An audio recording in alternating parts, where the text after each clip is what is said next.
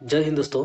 देखिए, बिहार विधान परिषद सचिवालय में जो है वो वैकेंसी निकल के आई है। किन किन पदों पर भर्ती होगी तो उसके बारे में भी हम चर्चा करने वाले हैं। जिसमें से सबसे पहला पद का नाम जो कार्यालय परिचारी के अंतर्गत आपका रात्रि प्रहरी के पद पर भर्ती होगी, यानी आपका रात में पहरा देने का काम रहेगा।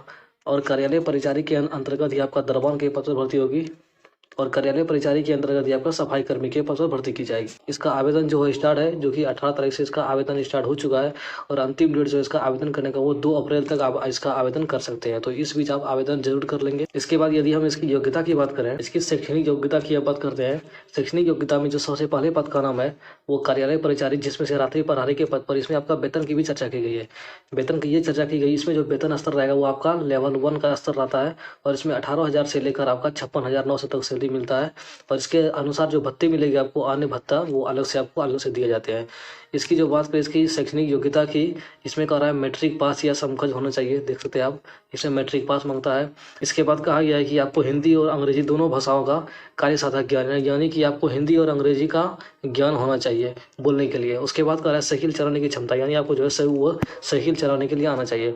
उसके बाद जो दूसरे पद का नाम है वो है कार्यालय परिचारी, जो कि दरबान के पद पर भर्ती होगी। इसमें जो है आपका वो भी लेवल 1 का ही सैलरी मिलता है, जो कि 18,000 से 56,900 तक आपका सैलरी जाएगा। इसमें भी आपका वही योग्यता है, मैट्रिक पास होना चाहिए या उसके आसपास होना चाहिए।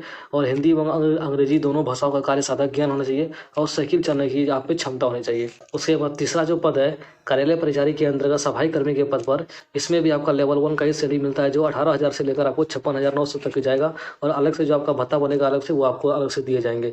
इसमें भी आप यदि योग्यता की बात करें तो इसमें भी योग्यता सेम ही है, मैट्रिक पास या उसके आसपास मांगता है। और हिंदी व अंग्रेजी दोनों भाषाओं का ज्ञान आपको होना चाहिए। और साइकिल चलाने के लिए आपको आना चाहिए। ये था इसकी योग्यता इन तीनों पदों की। इसमें जो आपका आरक्षण भी मिलेगा, वो आरक्षण आपको किसको मिलेगा, इसमें आपका आरक्षण के बारे में ये कहा गया है कि जाति के आधार पर आरक्षण का लाभ उन्हीं अभ्यर्थियों को मिलेगा जिनका अस्थायी निवास जो है वो बिहार राज्य में ही, अर्थात जो बिहार के मूल निवासी है उन्हीं को आरक्षण का लाभ मिलेगा। उसके बाद ये कहा गया है कि बिहार राज्य के बाहर के निवासी अभ्यर्थी को आरक्षण का लाभ दे नहीं होगा, यानी इसको बिहार राज्य के बाहर के विद्यार्थी भी भर सकते हैं, यानी इसको अदर स्टेट के भी विद्यार्थी भी भर सकते हैं, लेकिन उसको सिर्फ आरक्षण का लाभ नहीं मिलेगा। अब यदि हम उम्र सीमा की बात करें तो उम्र सीमा जो आपका वो कम से कम न्यूनतम उम्र आपका 18 वर्ष होना चाहिए। न्यूनतम उम्र जो है वो आपका 18 वर्ष कम से कम होनी चाहिए। उसके बाद अधिकतम आयु जो है आपका वो कैटेगरी वाइज दिया गया है। अनारक्षित में पुरुष के लिए 37 वर्ष दिया गया है, और अनारक्षित में महिला के लिए, उसके बाद चाहे वो पिछड़ा वर्ग हो, अत्यंत पिछड़ा वर्ग हो, इन दोनों वर्गों में चाहे वो पुरुष एवं महिला दोनों हो, इसके लिए 40 वर्ष दिया गया है।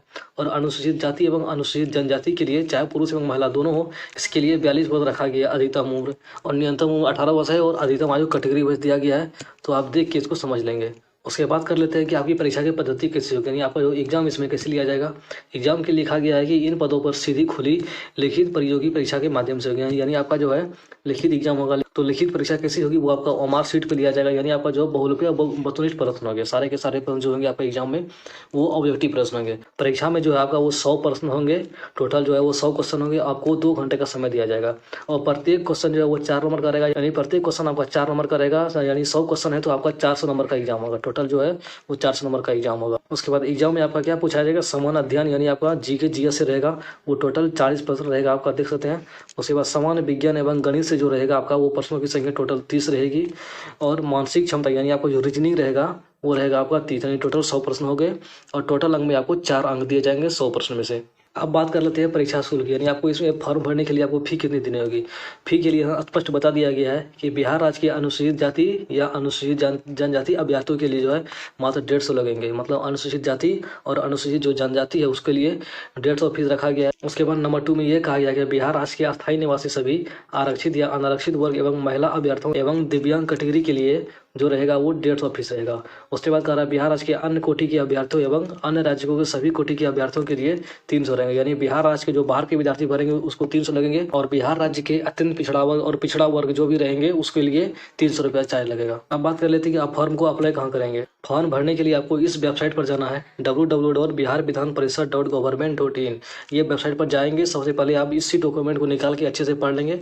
आपको डॉक्यूमेंट मिल जाएगा वहाँ पे, अच्छे से बारीकी से पढ़ के ध्यान से तभी आप फॉर्म को अप्लाई करेंगे। और मैंने सारा चीज़ इसमें आपको कवर कर दिया गया है। और यदि आप चैनल में नए हैं तो प्लीज़ चैनल को सब्सक्राइब करें एवं बेल आइकन को दबाना ना भूलें। धन्यवाद।